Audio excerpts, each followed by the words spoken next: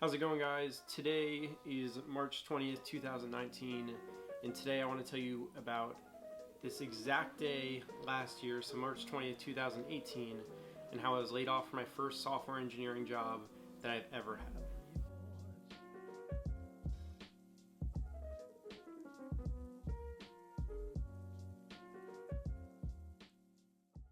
So guys, for anyone who's new to the channel, my name is Kevin, and I'm a software engineer in New York City. And I just kind of want to tell you a little bit about when I was laid off exactly 1 year ago today from my first job as a software engineer. So I remember this day pretty clearly, and it was actually 2 days before my birthday, which is really funny. And so I remember like getting up with Carly and, walking to work. And typically we'll walk together in the morning. And so we basically walked past my office, and then we ended up stopping in a coffee shop that we typically used to go to every day. And so we stopped and we got a coffee, and I had a little bit of extra time before I had to get to the office. So I decided, okay, let's just hang out and have a coffee together before you have to go to class. And so we order a coffee, we sit down at the table, we're talking, we're hanging out, and all of a sudden my phone buzzes. And, not really thinking much of it, I get a Slack message. And it starts to seem a little weird when my boss, Nick, all of a sudden asks me, like, hey, Kevin, do you mind coming to the office a couple minutes early today? And so, I thought it was a little weird, especially because I was, the first person in the office almost every day, aside from maybe one or two other people who would maybe beat me in sometimes. And so I thought that was kind of weird. So that kind of raised a red flag to begin with, but I just decided, okay, maybe, who knows? Let's just see what's up. And so I basically answered him right away.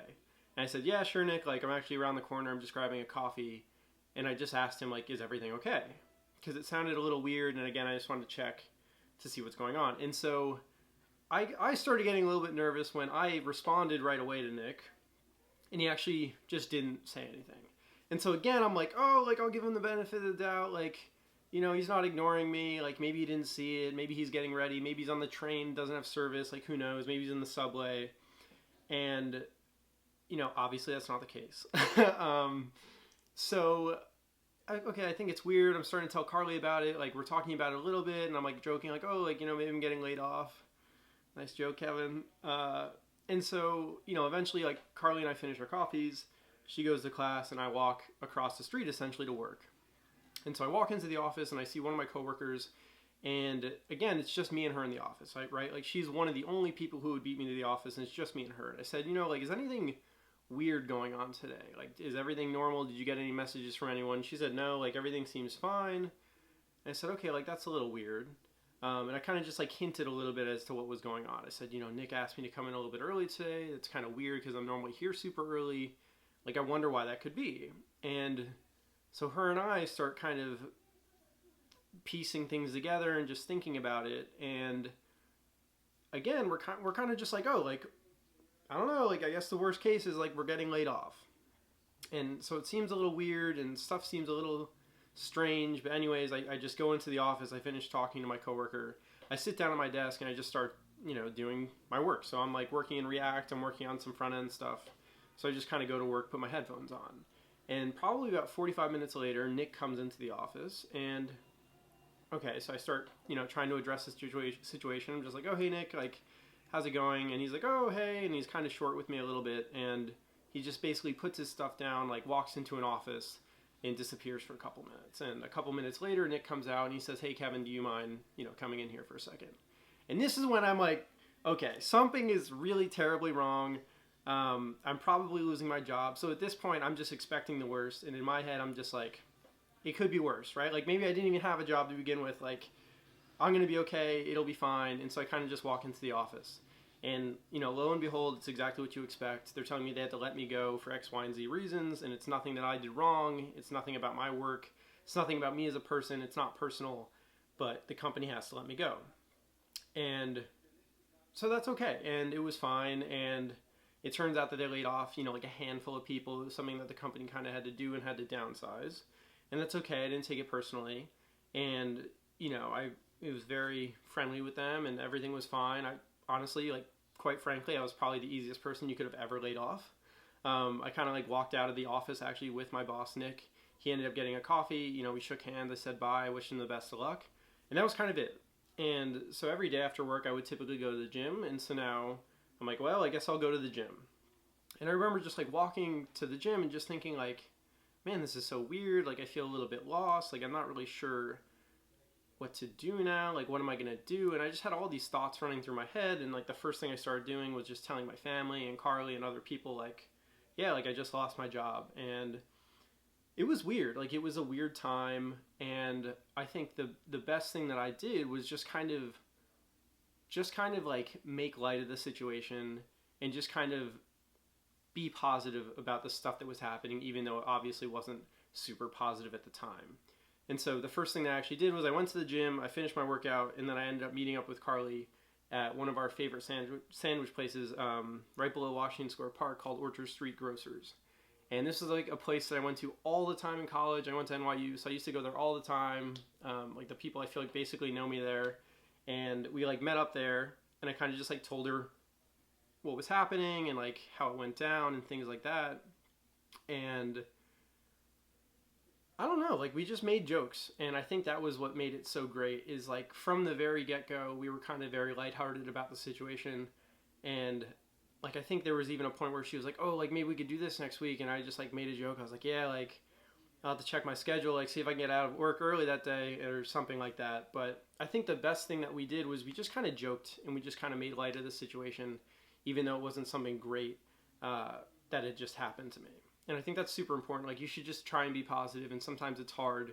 But in my opinion, it was just something that I couldn't really change. It sounded like it was just kind of out of my hands. And so I decided like I have two options, right? I could be like really upset, or I could just kind of, you know, see this as an opportunity to find something better. And I just chose the latter. I chose to try and see this as a way to get something better than, you know, what I previously had as a job.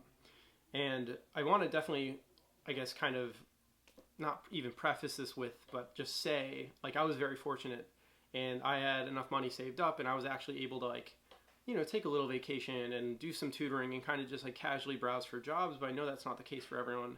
I know, you know, there are a lot of people who work day to day, paycheck to paycheck, and I definitely think I had the luxury of being able to support myself during a tough time.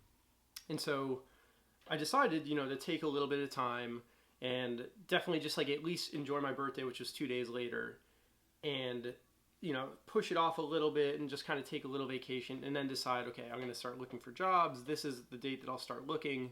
And this is kind of how I organized myself to actually look for these jobs.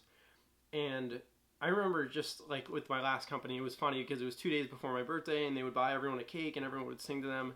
And so I just like kind of, you know, made the joke that like I got laid off because they didn't want to buy a birthday cake for me.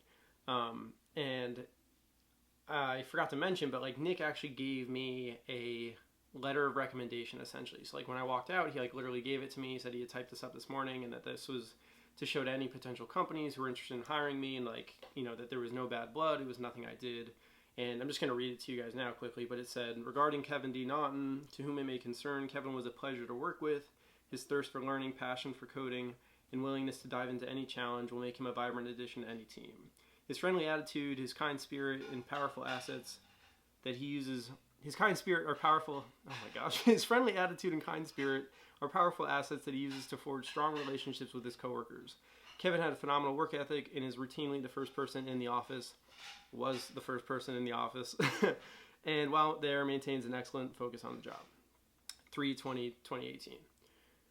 And the reason why I kind of tie this back in now is when I was studying for my interviews, I have like a whiteboard right here and, you know, a desk and things that I would actually, yeah, that's where I'd study in my room. And so I made sure to keep that kind of near me and just remember, like, this is where I was, this is the place I worked at, and, you know, I want to be these things, like the things that he said, and I want to contribute to a team in this way. And I kind of just used it, you know, as like throwing wood on the fire. Like I just used it for motivation, and I just remembered, like, I have to work harder and I have to be smarter, and I just have to be a better engineer, right? Like I have to be an asset that companies don't want to lose and don't want to let go of.